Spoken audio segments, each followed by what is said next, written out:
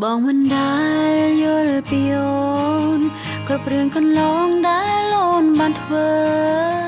តែមានថ្ងៃណាដែលបងធ្លាប់ស្រឡាញ់អូនទេតាំងពីស្គាល់បងជាសង្សារអូនក៏ឯកាជាងពេលទំនេរតែមានដឹងទេថាអូននឹកបងរាល់ថ្ងៃគ្រប់ពេលដែលបងមិនខ្វល់ពីអូនតែងកុហកខ្លួនឯងរាល់ថ្ងៃថារូបប្រថ្លៃបងមិនមានអ្នកណាទេតែយូរទៅបងក៏បានចិត្តចាប់ផ្ដើមតែស្និទ្ធជាមួយគេតើហួងហេតុទេដែលអូនគួរហួងហែង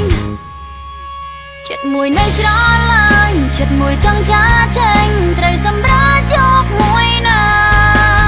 ក៏ដឹងថាបងមិនស្នេហាទ្វឡ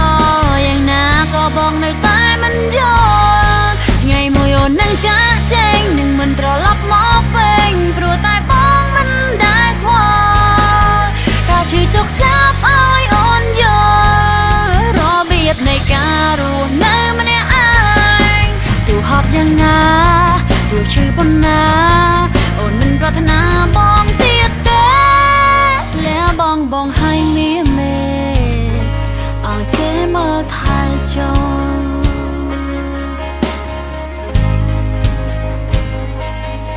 ចាប់ពីថ្ងៃនេះរហូតថ្ងៃមុខសូមបងបានសុខនៅពេលគ្មានអូនមើលថែខ្លួនផងពេលដែលអូនមិននៅចិត្ត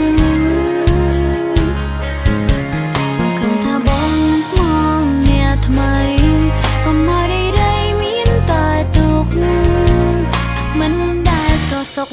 ដូចអូននៅពេលនេះ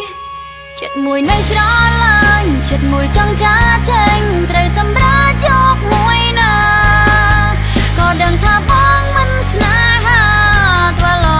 យ៉ាងណាក៏បងនៅតែមិនយល់ថ្ងៃមួយអូននឹងចាចេញនឹងមិនត្រឡប់មកវិញព្រោះតែបងមិនដែលខ្វល់ការឈឺចុកចាប់ឲ្យអូនយល់របៀបនៃការរស់នៅម្នាក់ឯ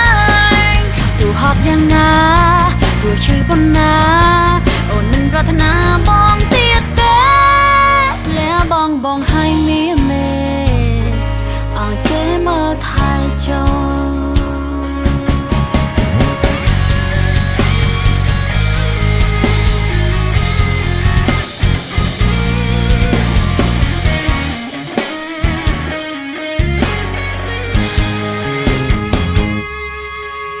មួយនៅស្រឡាញ់ចិត្តមួយចង់ចាចេញត្រូវសម្រាប់យកមួយណា